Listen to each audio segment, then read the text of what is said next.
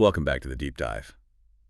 Last time we really got our hands dirty. We were, architects in the field, drawing the blueprints for the modern cloud, building out VPCs, subnets, and then getting into the really tricky stuff with service mesh. We built a perfect digital house. We did, and that house was all about internal strength, internal resilience. Now the mission just gets exponentially bigger. We have two huge challenges in front of us today, and we're pulling from documentation on global high availability and network interconnects. Okay, so what are they? Well, first we have to make sure that Digital House can withstand a global traffic storm. I mean, it needs to automatically, instantly, and just dynamically scale to handle anything the world throws at it. And the second challenge? The second is bridging the gap. We have to connect that super high-tech virtual cloud world back to the physical reality of, the corporate data center, the on-premises network that already exists. Right. So we're shifting from internal architecture to external connectivity and global scale. We're unpacking how these systems can breathe elastically and then digging into the physics and the finances of building a true hybrid network. And to do that, we have to get really clear on a few concepts for you. First, what's the magic that makes load balancing actually global? It's a term people throw around, but what does it mean? Okay. Second, the point of presence, the POPIA. Everyone's heard of it, but it feels like this abstract thing. We need to talk about what it physically is and how it dictates network speed. And I think the third, and maybe the most important, is drawing a really clear line in the sand. Where does the cloud provider's job end, and where does your responsibility, your physical, complex, sometimes expensive infrastructure job begin? That division of labor is everything. And of course, we have to tackle the big one, the elephant in the cloud room, the cost. Yeah. Specifically, the cost of getting your data out of the cloud, that whole egress problem. It's the classic trade-off in cloud economics, speed versus cost. Okay, let's get into it. Let's start with the heart of that elasticity, autoscaling. So we've got our application running on virtual machines, but a fixed number of VMs it's just not going to cut it in the real world. You get a viral video, a huge product launch, even a DDoS attack. You need instant capacity. And the key component, the absolute foundation for that flexibility is the managed instance group, or what everyone just calls a MIG. A MIG. Yeah. You can think of a MIG as a logical container for identical VM instances. It's what gives them a collective brain, allowing them to automatically add or remove themselves based on what the application load is doing. Without grouping them in a MIG, the whole idea of auto-scaling it falls apart. What I found really interesting in the source material was the split between the two main types of MIGs. Because it's not just a technical detail, right? It's a fundamental architectural choice that dictates what you can even bring to the cloud. You have your standard stateless MIGs, and then this other thing, stateful MIGs. Right. And the stateless MIG is the cloud dream. It's what you want. It's built for these high-volume general use cases, your web front ends, API servers, batch processing, any job where the instances are, completely interchangeable. They're like cattle, not pets. Disposable. Totally disposable. You can kill one, spin up another, and nothing is lost. The application doesn't even notice. That's how you get resilience at a massive scale. But then you get to stateful. And this, to me, sounds like an engineer throwing a life preserver to some old creaky legacy system. How can a group of dynamic, disposable machines also be stateful? It feels like a contradiction. It is a contradiction, absolutely. And the stateful MIG is the clever technical workaround built for exactly that problem, for the workloads that you just can't modernize overnight. We're talking legacy apps, maybe specific database nodes, or some third-party software that was designed assuming it would live on one specific piece of hardware forever. Okay, wait. I want to push back on that a little. If the whole point of the cloud is this idea of immutability of ephemeral resources, isn't catering to a specific static IP address with a stateful MIG a compromise? Are we just enabling bad legacy design instead of forcing the move to a truly cloud-native, stateless world? That is a fantastic challenge, and it really gets to the core of enterprise migration. In a perfect world, yes. But the reality for most big organizations is that a complete radical modernization of every single app is, it's just not financially or practically possible on day one. So the stateful MIG is like an on-ramp. It's a very sophisticated on-ramp. For these applications, the system has to promise that a unique state is preserved. Yeah. And critically, that promise extends to the network identity, the IP address. So let me get this straight.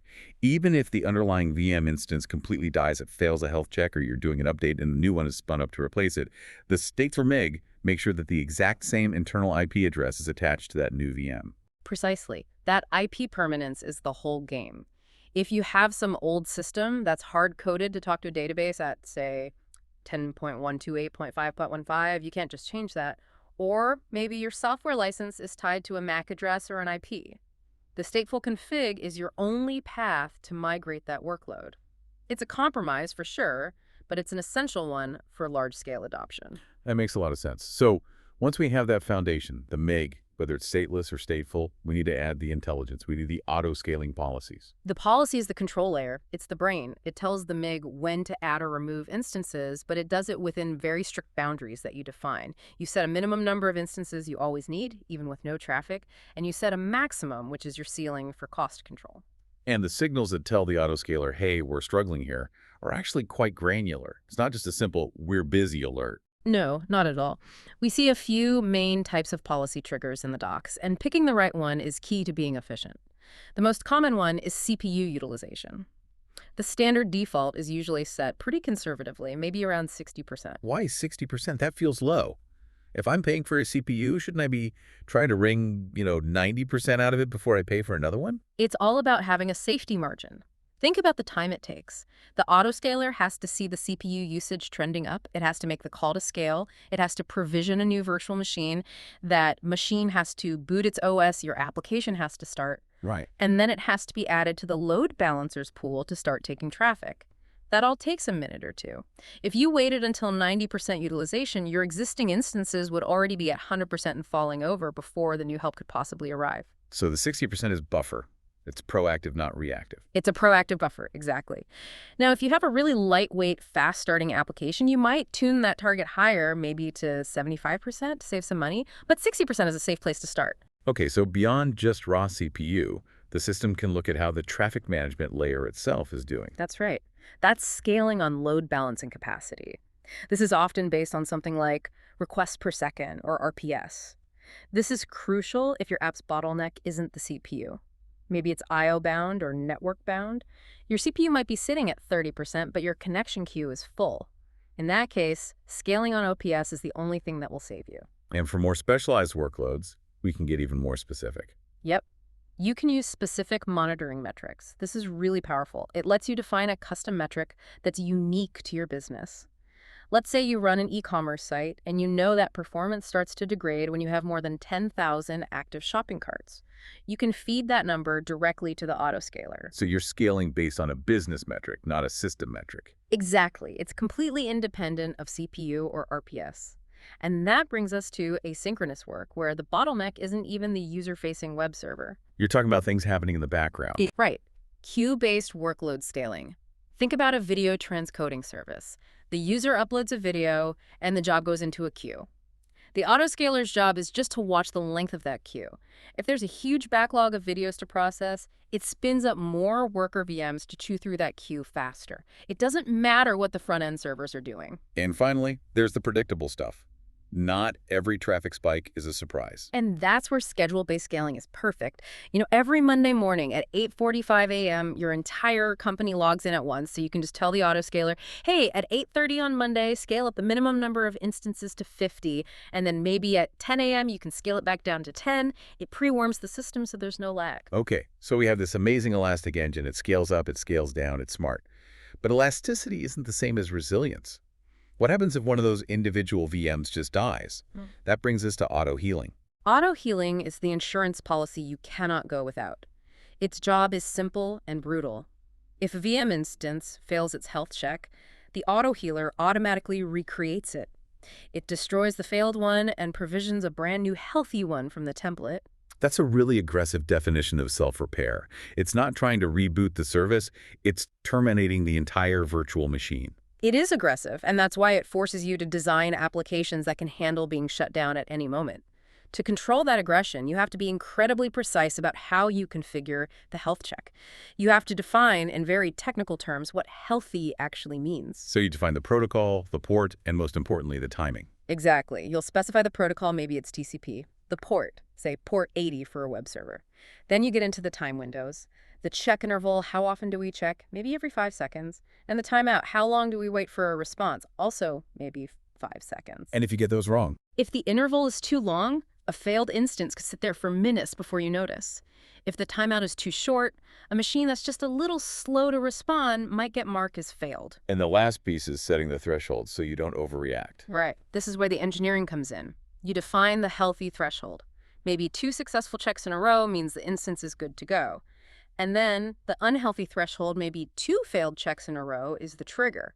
Once it hits that unhealthy trigger, the auto-healing process kicks in. Termination and recreation. What's the danger if I set my unhealthy threshold too low, like just one failure? You get a situation called flapping, and it's a nightmare. A single temporary network glitch could cause a check to fail, and the auto-healer will immediately destroy that instance. Then the new one comes up, and maybe it happens again. The system spends all its time just tearing down and spinning up perfectly healthy instances, and your service is constantly disrupted. Getting those thresholds right is absolutely critical for stability. Okay. We have built an elastic, self-healing application core. Now we need to look outwards. How do we get billions of users all over the world to talk to this thing efficiently? That has to be the magic of global load balancing. Exactly. If the MIGs are managing the internal supply of servers, the load balancer is what manages the external demand from users.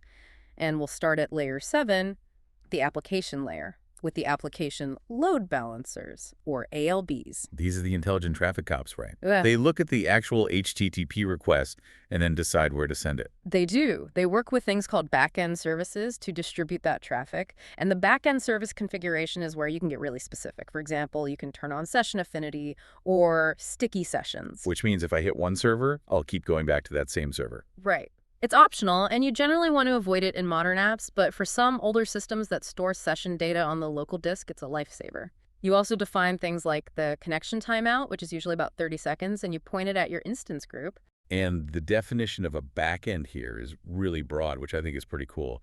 It's not just a VM. No, the flexibility is huge. A backend can be a group of compute engine VMs, of course, but it can also be a Google Kubernetes engine cluster, or even serverless containers running on Cloud Run. And the docs even say you can target backends that are external to the cloud provider. Yeah, that's a huge one for hybrid setups. Yeah. You can have the cloud load balancer send traffic to a backend service that's actually running in your own on-premises data center. It lets you treat your existing infrastructure as just another part of your cloud deployment. And how does it decide which instance gets the next request? The balancing mode, CPU versus RPS. It comes back to your application's bottleneck. If your app does heavy calculations, if it's CPU bound, then balancing based on CPU utilization makes sense. The load balancer sends the new request to the instance with the most available CPU. But if it's not CPU bound? Then you use RPS, requests per second. This is for network-bound apps that handle tons of small, fast requests. Using RPS ensures you're spreading the load based on connection handling, not just raw processing power. You avoid a situation where one server is overwhelmed with connections, even though its CPU is low. Okay, let's zoom out. Let's get to the global part. The goal is one single IP address for the whole world, and it's always fast for everyone. This is the Anycast advantage. This is the real magic of the network edge. What makes a global external load balancer global is that it uses a single Anycast IP address. This one IP is assigned via what's called a global forwarding rule. And Anycast is kind of a weird concept. It's not like a normal IP that points to one server. It's like it points to many places at once. That's a great way to put it. That single IP address is being advertised simultaneously from dozens, even hundreds of network entry points all over the globe. So if I'm a user in North America and you're a user in Europe, we both type in the same website address. And you both try to connect to the exact same public IP. But your internet provider will route your traffic to the numerically closest point of presence that's advertising that IP. For you, that might be in Ashburn, Virginia. For me, it might be in Frankfurt, Germany. So the goal isn't to reach the application server right away. The goal is to get off the slow public internet and onto the cloud provider's private, super fast global network as quickly as possible. You've nailed it. It's like jumping off a congested city street and onto a private 6-lane expressway. Once your traffic hits that local POP, it's on the provider's backbone, and that's what minimizes that initial connection latency for users everywhere. But once the traffic is on that expressway, it still needs to get to the right destination city, the right backend. That's where the intelligence of URL maps comes into play. The URL map is the load balancer's instruction book. It lets it do really sophisticated routing based on the path of the request, even across continents. Can you give me a real-world example? Sure. Imagine you run a global media company. Your URL map could say that any request, for example, .com forward video, needs to go to a set of backends in Europe West 1 that are optimized for video streaming. Right. But any request, for example, .com billing, has to go to a completely separate set of backends in US Central 1 because of data residency and compliance rules. The load balancer reads the URL and routes the traffic accordingly. So a user in London hits the London POP. The load balancer there looks at the URL map, sees billing, and says, this one has to go across the Atlantic, and it sends it over the private fiber link to the US. Exactly. And the user has no idea. They just see one website and a fast response. They're completely unaware their request just traveled thousands of miles on a private network to reach a specific compliant backend. In this spot, the edge, where the user first connects to the load balancer, that's also the perfect place for security. It's the only place for edge security that makes sense. The global HTTPS load balancer is where you integrate things like Cloud Armor. You can filter out bad traffic SQL injection attacks, cross-site scripting globally, before it ever touches your backend servers and consumes your resources. You stop the attack at the entrance to the expressway. Now, not all traffic is simple web traffic. The sources talk about specialized needs, like for gaming. Sometimes you can't have that intelligent load balancer in the middle. That's right. For really latency-sensitive stuff, especially things that use UDP like real-time gaming servers, VoIP, or IoT data streams, that Layer 7 proxy behavior of the ALB can add too much latency or break the protocol. For those, you need the external TCP UDP network load balancer, which is a pass-through load balancer. Pass-through, what's the key difference there? Two things. First, it's regional, not global. But critically, it's non-proxied. It operates at layer 4. The pass-through part means that when the network packet finally arrives at your backend VM, the client's original source IP address is preserved. And why is preserving that source IP so important for some apps? A few reasons. One is compliance. A lot of old-school security tools, like intrusion detection systems, rely on seeing the real source IP for their logs and analysis. If a load balancer proxies the connection, all your backend sees is the load balancer's IP. So it breaks your security monitoring. It can, yeah. Another reason is legacy logic. You might have firewall rules or even application code that makes decisions based on the user's IP address. The pass-through load balancer keeps all of that working, whereas the global ALB abstracts it away. And finally, let's bring it back to the service mesh we talked about last time. All those internal microservices need their own traffic cop too. They do, and that's Traffic Director. It's a fully managed control plane specifically for service mesh. When you have dozens of microservices spread across multiple regions, Traffic Director handles all that complex internal routing traffic splitting, advanced health checks, securing communication with MTLS, all without you having to manually manage a bunch of sidecar proxies.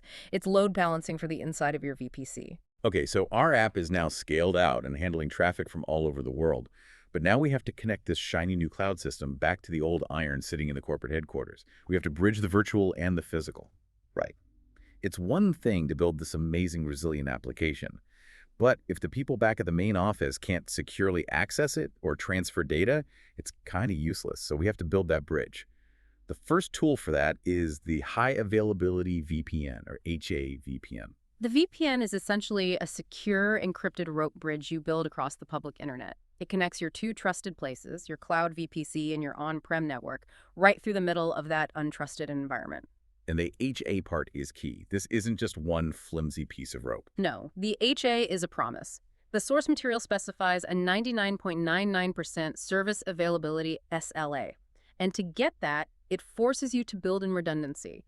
It uses multiple tunnels, and the cloud provider automatically gives you two of their own external IP addresses, so there's no single point of failure on their end either. And it also requires dynamic BGP routing. Why is that a requirement? Why not just use simpler static routes? Because static routes are brittle. They're fragile. If one of your VPN tunnels goes down, a static route doesn't know. Traffic just keeps trying to go down the dead path until an admin manually changes the route. Okay. By requiring BGP, the Border Gateway Protocol, the two ends of the tunnel are constantly talking to each other, advertising the routes they know about. If one tunnel fails, BGP automatically withdraws that bad route from the conversation and starts sending all the traffic over the other healthy tunnel. It's automatic failover. You need that for 99.99%. This sounds like a really flexible solution. The Swiss Army knife of connectivity. It really is. You can use an HA VPN to connect to your on-prem VPN devices. You can use it to connect to another cloud provider like AWS, or you can even use it to link two of your own VPCs in different parts of the world. Let's take that specific use case from the docs. A company needs 99.99% uptime, but their actual data transfer needs are tiny, like 200 kilobits per second. What do? This is a classic cost optimization problem. For that scenario, paying for a massive dedicated fiber line would be, well, it'd be insane overkill. The right answer is a single HA cloud VPN gateway that creates two separate tunnels back to their on-prem VPN. That setup meets the strict availability requirement, but does it using a cheap, flexible public internet. It's the perfect fit. But the VPN has its limits. Yeah. The data is still, at some point, riding on the public internet. If you need massive throughput or rock-solid predictable latency, you have to level up. You have to move from the rope bridge to, I guess, a private guarded underground tunnel. Dedicated interconnect. Dedicated interconnect is the top tier. It's the gold standard. This is for your mission-critical apps, financial trading, big healthcare systems, constant high-volume database replication. These are the workloads that absolutely cannot touch the public internet and need that bulletproof 99.99% SLA. And the performance is just a different league entirely. It's a whole different world. Each physical link for a dedicated interconnect is 10 gigabits per second, and you can have multiple links. The guidance is clear. You should start considering it when you need more than 20 GBPs, and it's pretty much required if you need more than 50 GBPs of throughput. You're just not going to get that over a VPN. And to hit that 99.99% SLA, the redundancy isn't just about having two tunnels, it's geographical. It is. This is a huge commitment. To get that SLA, you must set up redundant physical connections in completely different metropolitan areas. You can't just run two fiber cables to the same building. You need one connection from your data center to the provider's POP in, say, Chicago, and a completely separate one to their POP in Detroit or Indianapolis. Why is that geographical separation so critical for the SLA? It's about mitigating catastrophic failure. Think about a major power outage in a city, or a construction crew accidentally cutting a whole neighborhood's fiber backbone. That could take out all of your connections if they're in the same metro area. A backhoe fade. The dreaded backhoe fade.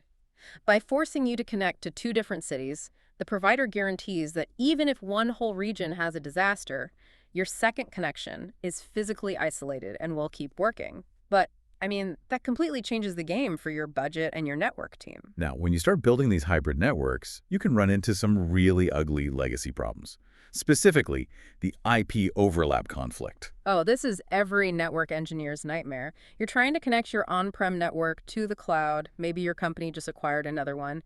And you discover both networks are using the exact same private IP range. They both use 192.168.1.024. And routing just breaks. It completely breaks. A server has no way of knowing if an IP address is on its local network or if it's supposed to be across the tunnel. It's ambiguous. The right answer is to re-IP one of the networks. Just change all the addresses. But that can be a massive year-long project in a big company.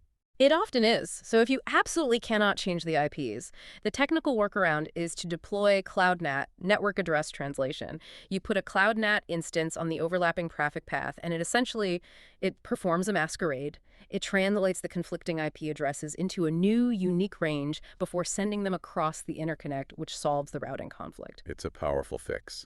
But I have to ask, how often does that quick fix become a permanent piece of technical debt that the infrastructure team regrets for years? What's the hidden cost of avoiding that cleanup? That's the million-dollar question for any architect. Cloud NAT introduces a layer of complexity and asymmetry. It solves the immediate problem, but it makes troubleshooting so much harder. Now, every connection has two IP addresses to worry about, the real one and the translated one. That complicates your logs, your firewalls, your security monitoring. It's the classic trade-off. Do you take the pain of a big cleanup project once? Or do you accept a little bit of operational pain forever? A necessary evil? Maybe, but definitely something to think about carefully. We've been talking about all this virtual stuff, VPCs, load balancers, tunnels, but under all of this high-speed, high-reliability connectivity is just a staggering amount of physical infrastructure. We need to talk about the point of presence, the PUP. The PUP is where the virtual world meets the physical world. It's the literal network edge. When we talk about something like dedicated interconnect, the whole thing is based on running a physical fiber optic cable to a specific designated cloud provider colocation facility. These massive secure data centers are the physical PUPs. And the sources list these locations. It's a global who's who of major cities. It is. You see them everywhere. New York, London, Singapore, Tokyo, Milan, Dallas. The provider has to have a physical presence in these major economic hubs to make global anycast routing work. And it's the absolute prerequisite for offering a service like dedicated interconnect. This physical network is the unglamorous concrete and steel foundation of the cloud. And it goes beyond just those buildings. The docks reference these massive submarine cable projects. Equiano, Dunant, Grace Hopper. The virtual networks we're building are totally dependent on these physical fiber optic cables running under the oceans. That's the real network backbone. But let's bring it back to where you, the customer, actually plug into that backbone. There's a huge distinction in customer responsibility when you choose a physical solution like dedicated interconnect. With a VPN, you're just configuring software. The physical connection is the internet. With interconnect, it's a whole different ballgame. Totally different. The requirement for dedicated interconnect is that you establish a physical connection inside the provider's colocation facility. And you have to understand the cabling, the equipment, and all the management to run your fiber to the demarcation point inside that POP is 100% your responsibility. Wow. So you're not just clicking a button in a web console. You're actually contracting with a local telecom company. You're buying routers. You might be renting rack space in that facility just to get your cable to their doorstep. Exactly. The cloud provider takes over once your connection hits their rack, their demarcation point. They handle the global backbone. But getting that last physical mile or even the last few feet of fiber into their building and plugged in, that is a major physical operational project that is completely absent when you set up a VPN. It's a hard physical boundary. Which brings us right back to the money. All of these options are about managing data flow. But we have to talk about the cost of moving that data, the egress cost-speed trade-off. Egress data leaving the cloud is famously where the costs can hide. The whole economic model of the cloud is designed to make it easy and cheap to get data in, but more expensive to get it out. So anytime you're moving a lot of data out of a cloud region, whether it's for backups, replication, or just serving users, you're going to pay for it. So if you need that ultimate speed, that guaranteed 50 Gbps from a dedicated interconnect, you're paying a premium for that guaranteed egress bandwidth. That's the calculation. Dedicated interconnect gives you that ultimate speed and that 99.99% SLA, but it comes with a much higher operational cost. You have the setup fees, the monthly recurring fees for the port, and all the physical complexity we just talked about. Compared to a VPN, which has a very low setup cost. Exactly. Your choice between them is a direct financial decision based on how critical and how large your egress data flows are. You pay a lot for that guaranteed private highway off the network. And since egress is this expensive reality, a big part of the game is optimizing how and where your data leaves, especially for serving content to users around the world. Absolutely. And the number one strategy for that is using a cloud CDN, a content delivery network. By caching your static content, your images, your videos, your big JavaScript files at the provider's edge locations around the world. The POPs. At the POPs, exactly. Yeah. You're effectively moving the egress point much closer to the user. So instead of a user in Sydney having to pull a big video file all the way from your main server in the US, they just grab it from the cache at the Sydney POP. Precisely. It massively reduces latency for them, which makes the experience better.